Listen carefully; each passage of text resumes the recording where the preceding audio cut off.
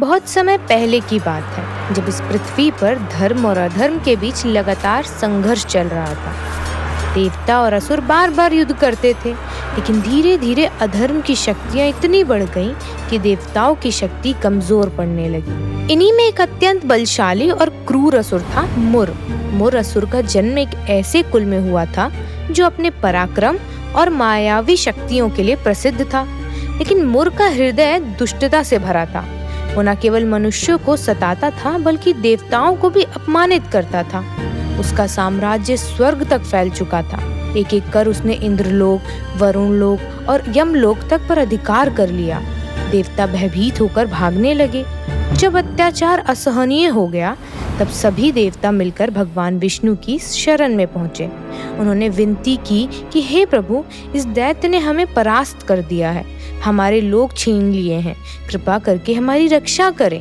भगवान विष्णु ने राक्षस के बारे में पूछा और इंद्र ने कहा, राक्षस की उत्पत्ति ब्राह्मण वंश से हुई है और उसका नाम मुर है और वो चंद्रावती नगर में रहता है। भगवान विष्णु ने मुस्कुराते हुए कहा, धैर्य रखो, धर्म कभी भी अधर्म से पराजित नहीं हो सकता।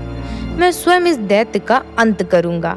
इतना कहकर भगवान विष्णु ने अपने शंख, चक्र और गदा धारण की और मुर असुर की सेना की ओर बढ़ चले।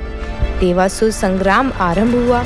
हजारों वर्षों तक चला ये युद्ध इतना भीषण था कि आकाश में सूर्य का प्रकाश भी मध्यम पड़ गया। विष्णु के वार से जब भी मुर घायल होता, वो अपनी माया से अपने शरीर को फिर से ठीक कर लेता। कभी वो हवा बन जाता, कभी आग की लपटें फेंकता, कभी बिजली की तरह चमक कर आक्रमण कर देता। भगवान विष्णु ने देखा कि युद्ध का कोई अंत नहीं दिख रहा है। उन्होंने निश्चय किया कि थोड़ी देर विश्राम कर लिया जाए, ताकि नई शक्ति से पुनः युद्ध किया जा सके।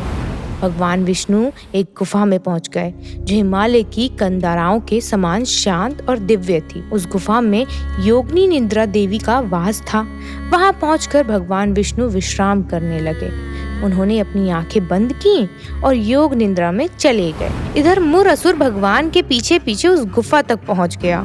उसने देखा कि भगवान विष्णु गहरी निद्रा में हैं। वो क्रूर हंसी हंसते हुए बोला, अब यही सही समय है। जब शत्रु सो जाए तब वार करना सबसे आसान होता है। उसने अपनी तलवार निकाली और जैसे ही भगवान विष्णु पर प्रहार करने वाला था, अचानक गुफा में तेज प्रकाश फैल गया। वो प्रकाश इतना दिव्य था कि मुर असुर की आंखें चौधिया गईं।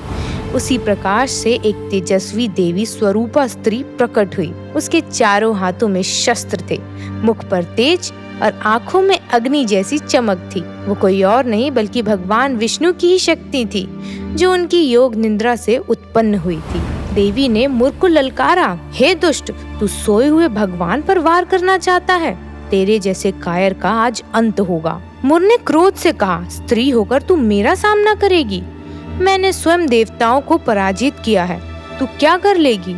देवी मुस्कुराई और बोली, मैं उस विष्णु की शक्ति हूँ जिनसे ये ब्रह्मांड चलता है। आज मैं तेरे अहंकार का अंत करूंगी। इतना कहते ही दोनों के बीच भयंकर युद्ध शुरू हो गया।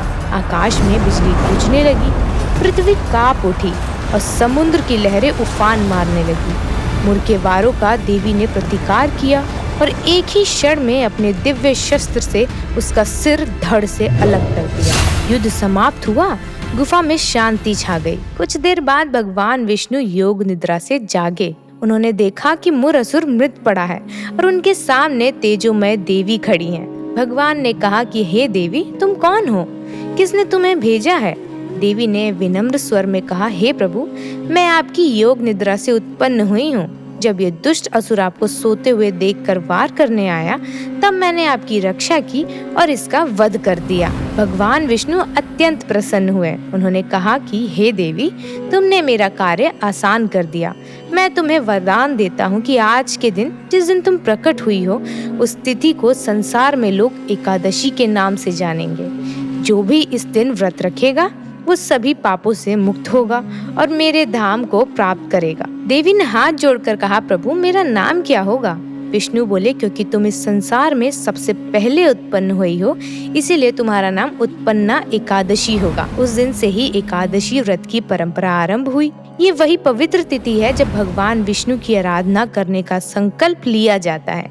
देवताओं ने उसी देवी की स्तुति की और कहा, जय हो देवी एकादशी, तुम धर्म की रक्षक हो, पापों का नाश करने वाली हो और मोक्ष का द्वार खोलने वाली हो। भगवान विष्णु ने कहा, जो व्यक्ति इस दिन श्रद्धा से उपवास रखेगा वो अपने जीवन के समस्त पापों से मुक्त हो जाएगा और मेरे परम धाम वैकुंठ को प्राप्त करेगा। समय के साथ ये व्रत पृथ्वी पर लोकप्रिय हो गया। ऋषियों ने कहा कि ये एकादशी का पालन करने से न केवल व्यक्ति के पाप मिटते हैं बल्कि उसके पूर्वज भी स्वर्ग लोक में जाते हैं। इसीलिए इसे पाप मुक्ति एकादशी भी कहा गया है। उत्पन्ना एकादशी से ही साल की एकादशियों का आरंभ माना जाता है। ये तिथि हर साल मार्गशीर्ष मास के कृष्ण पक्ष में आती है। उत्पन्ना एकादशी का व्रत रखने की विधि बहुत सरल है। दशमी तिथि यानी एक दिन पहले सात्विक भोजन करें, झूठ, क्रोध और हिंसा से दूर रहें। एकादशी के दिन प्रातः स्नान करें, स्वच्छ वस्त्र पहने और भगवान विष्णु की मूर्ति या तस्वीर के सामने दीपक जलाकर तुलसी जल चढ़ाएं और ओम नमो भगवते वासुदेवाय मंत्र का जाप करें। पूरे दिन उपवास रखें या केवल फलाहार लें। रात्रि में विष्णु भगवान के भजन करें और जागरण करें। अगले दिन द्वादशी को ब्राह्मणों को भोजन कराएं, दान दें और फिर स्वयं भोजन करें। ऐसा करने से पापों का नाश, मन की शांति और मोक्ष की प्राप्ति होती है। पुराणों में कहा गया है कि जिसने कभी एकादशी का व्रत नहीं किया वो उत्पन्ना एकादशी से शुरुआत कर सकता है, क्योंकि वो ये दिन है जब एकादशी का जन्म हुआ। इसका पालन करने से मनुष्य के भीतर की नकारात्मकता, मोह, आलस्य और बुरे विचार नष्ट होते हैं और व्यक्ति के अंदर आत्मबल और संतुलन बढ़ता है। संक्षेप में कहा जाए तो उत्पन्ना एकादशी केवल एक उपवास नहीं है बल्कि आत्मा की शुद्धि का पर्व है। ये हमें ये सिखाता है कि जब भी जीवन में अंधकार बढ़े, हमें अपने भीतर की प्रकाशमयी शक्ति को याद करना चाहिए। वही शक्ति हमें पापों से बचाती है, वही हमें सभी मार्ग दिखाती है। भगवान विष्णु ने कहा था, जो इस दिन मेरा नाम लेकर ये व्रत करेगा वो सभी कष्टों से मुक्त होगा। इसलिए तिथि केवल धार्मिक नहीं बल्कि आध्यात्मिक दृष्टि से भी अत्यंत महत्वपूर्ण है। ये हमें संयम, श्रद्धा और आत्मबल का पाठ पढ़ाती है। कहते हैं जब भी कोई व्यक्ति सच्चे मन से उत्पन्ना एकादशी का व्रत रखता है तो उसके जीवन से अनेक दुख अपने आप दूर होने लगते हैं। ये तिथि हमें याद दिलाती है कि अच्छाई और आस्था की शक्ति हमेशा बुराई से बड़ी होती है और यही वो सच्चा संदेश है जो इस कथा में छिपा है कि जैसे देवी एकादशी ने मुरासुर को हराया, वैसे ही हर व्यक्ति अपने भीतर के अंधकार को पराजित कर सकता है।